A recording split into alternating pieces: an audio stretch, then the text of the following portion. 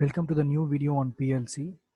In this video, we are going to see about internal relays, the concept of latching and the various data handling operations in PLC. So what is meant by internal relay? In the screen, you can see two diagrams, but before seeing about those diagrams, we will see what is meant by internal relay.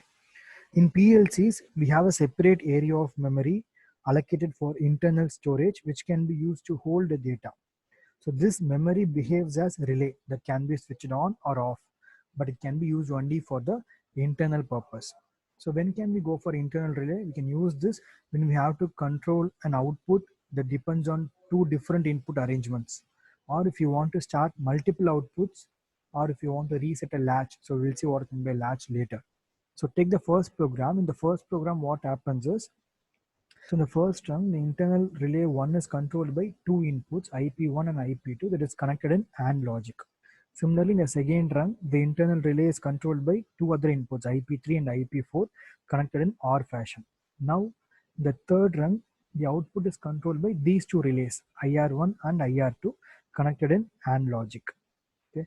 So here what happens is the output is controlled by logic operation of two sets of inputs, each being connected in different logic. So we have first set of input IP1 and IP2, they are connected in some logic.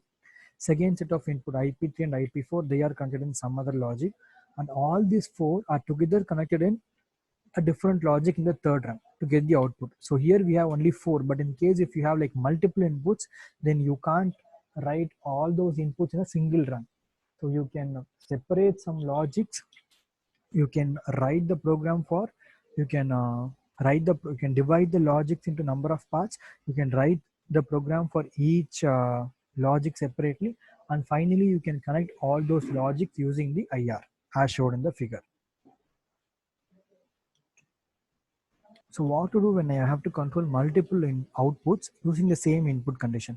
So like here, say if IP1 and IP2 are connected in series, that is if it is connected in AND fashion, and if both the inputs are present, I should get two outputs, output 1 and output 2.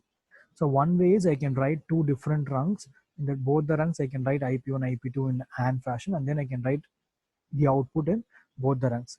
But in case of two inputs, it's fine. If there are number of inputs, then you can't write all those inputs in all the rungs again and again, which will be time consuming.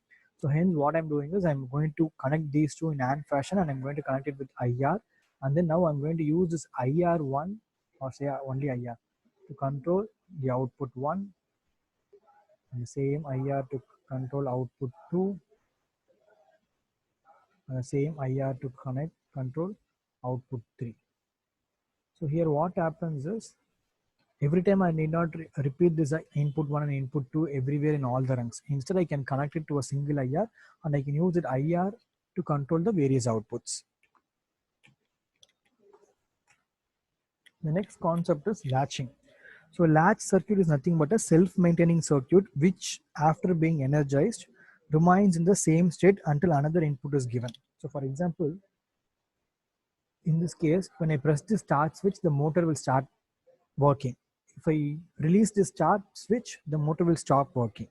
Now say I want to make the motor working even after removing the start switch. So what I have to do is, I have to connect the motor here as an input again here. So initially when I press the start switch, the motor will start working, and hence this contact will close. Since they are connected in OR fashion, even when I stop the start, the power will go through this rung, and hence the motor will keep on working. So that is the concept of latching, and this will work till I press the stop switch. When I press the stop switch, this the stop switch will open, and hence the motor will be stopped. Next topic is various data handling operations in PLC. So the various data handling operations that can be carried out with the PLC are like data movement, data comparison, arithmetic operation, and data conversion or code conversion.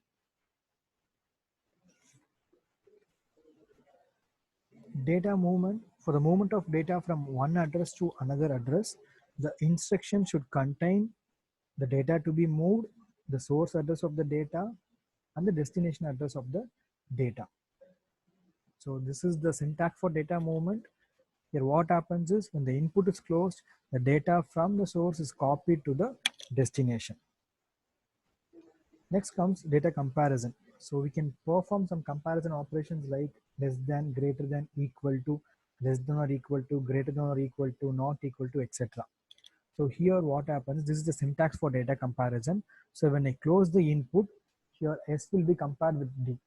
So only if S is less than or equal to D, I will get an output. If this condition is not satisfied, I will not get any output. Let's consider an example. So where an alarm should be sounded when the pressure sensor indicates above 4 bar and should remain sounding until the pressure falls below 2 bar. So here we need two data comparison units, one to measure above 4 bar and the other one is to compare this measure below 2 bar. So what I'm going to use is, I'm going to use the first data comparator to measure greater than 4. This is how we'll be usually mentioning. Okay. So now this has to be connected to the alarm. Let it be there. And now I'm going to use another data comparator to compare or to check if the pressure has fallen below 2 bar. Okay. Now I'm going to connect this to the internal relay. And I'm going to give this internal relay as a normally closed switch here. So here what happens is, when the pressure reaches above 4 bar, I'll be getting an alarm. The problem is when the pressure falls below 4 bar, the alarm will be switched off because of this condition. So what I'm going to do is I'm going to latch this. Now what happens is, once the pressure reaches above 4 bar, the alarm will start sounding, and because of latching, even if the pressure falls below 4 bar, the alarm will keep on sounding until when, only when the pressure falls below 2 bar, this IR will be activated. If this IR is activated, this will open and the alarm will stop sounding. So this is the concept. And the next data handling operation is the arithmetic operation. So in order to perform, like say, addition or subtraction, your instruction should contain the address of the first operand, the address of the second operand, that is operand are the two numbers which are to be added or subtracted, and the address where the result has to be stored. So here when the input is closed, operand 1 will be added with operand 2 and it will be stored in the address of the result.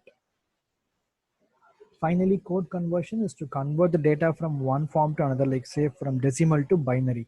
So here what happens is, when I close the input, the data in the source will be converted to binary and it will be stored in the destination address. So that's all regarding your internal relays, latching and the data handling operations. If you have any doubts, you can comment in the comment box, and thank you for watching the video.